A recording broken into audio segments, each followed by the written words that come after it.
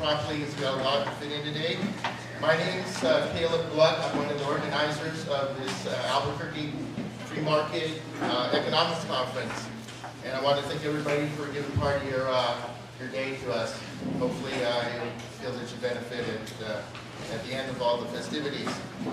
We've got a great lineup, as you probably know. Hopefully you got the flyer, our PSAs. We've got, and this will be the order in which they'll speak. We've got Dr. Alan Parkman, Professor Emeritus from the UNM School of Management.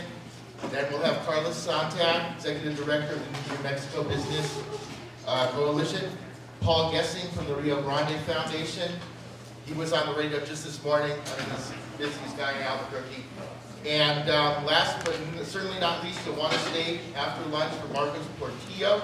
He's a UNM student studying Austrian economics, combat veteran from Iraq, and he's going to weave in a lot of his experiences in Iraq, and he was also in Haiti into an economics environment. We've got people here from a great cross-section of schools in the Albuquerque area and beyond. I just wanted to shout out to some of them. Did the kids from South Valley Academy, are they here? Yes. Right on.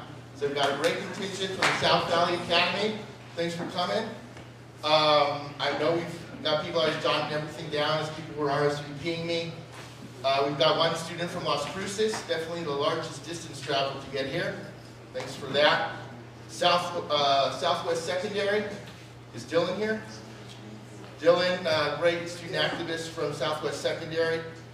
Moriarty, St. Pius, Estancia Valley Classical Academy, thanks for traveling out here. Cleveland, the Academy, Bosque Prep, Manal, thanks for coming out, you guys.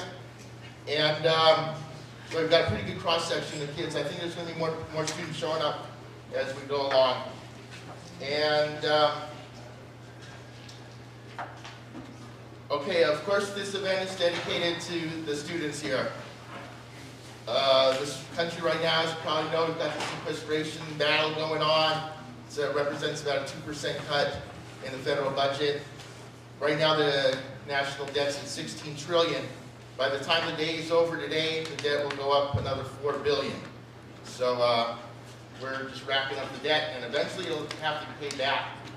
This is something that my generation, middle-aged guys like me, and others are bequeathing to your generation, and you guys don't have any choice in the matter, and that's something that we all need to apologize for. But this conference isn't something where we're going to dwell on the doom and gloom. We're going to talk about free market economics and capitalism, and hopefully a way of growing our economy to get us out of this, this fiscal deficit that we're in right now. So I wanted to show a video just starting out as an introduction. It's not, we're not the first conference to cover this. This is a conference from 4 years ago. Unfortunately, the matters that were raised in this video haven't been addressed, so everything you're seeing in this video from 2008, the only one that I could find really apropos, is about twice as bad right now. And of course, right today, starting yesterday, we're starting to finally wrestle with this situation. So Ben, if you could just start this first video up for us.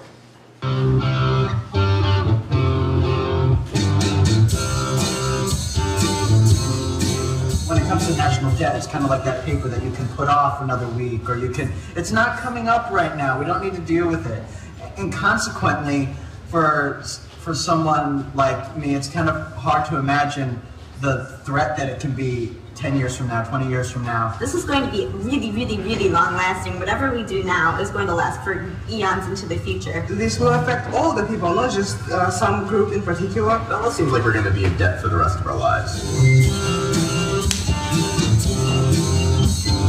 We're working on this project on the national budget deficit called Facing Up to the Nation's Finances, a kind of a pilot project in figuring out the best way to organize campus conversations on this topic. And whenever anything comes up about Social Security, Medicaid, healthcare, all of these issues, I kind of just glance over it and largely blank out. And I think it's has a big part to do with ignorance, because I haven't really investigated these issues that much, because I never really thought they would be affecting me anytime soon. We are going to be the ones that fall into the majority of the people who are going to be paying for this. So, you know, we damn well better talk about it and have something to say about it. We have in our midst somebody who's a real expert in this topic. Josh Gordon, the Senior Policy Analyst from the Concord Coalition. We are pushing for a generationally responsible fiscal policy.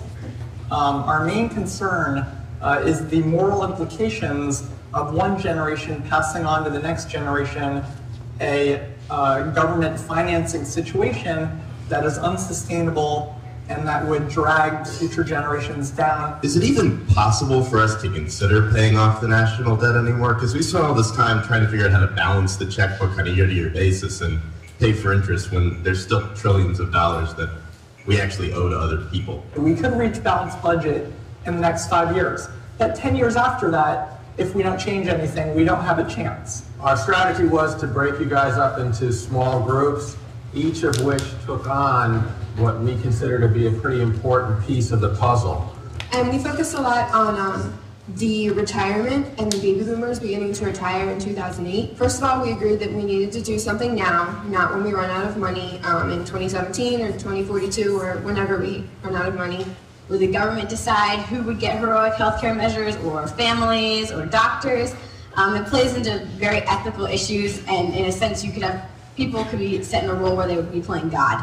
We went ahead and talked about government accountability. The biggest aspect is basically making the federal budget easier to understand and to protect those who whistleblow. Some of the common ground that our group had would be we wanted to plan for the future. We have to start planning for the future to stop the deficit. I think ultimately what's going to happen is there's going to be some benefit cuts, some increases in taxes, and some bipartisan agreement that kind of makes the numbers work. It's really important to hear from people with a wide variety of backgrounds. I'd love it for leaders to stop putzing around and actually do something. We didn't really come to much of a consensus now, but at some point we need to, and therefore we need to be able to communicate with each other, because one person isn't going to fix the national debt. It's just not going to happen that way.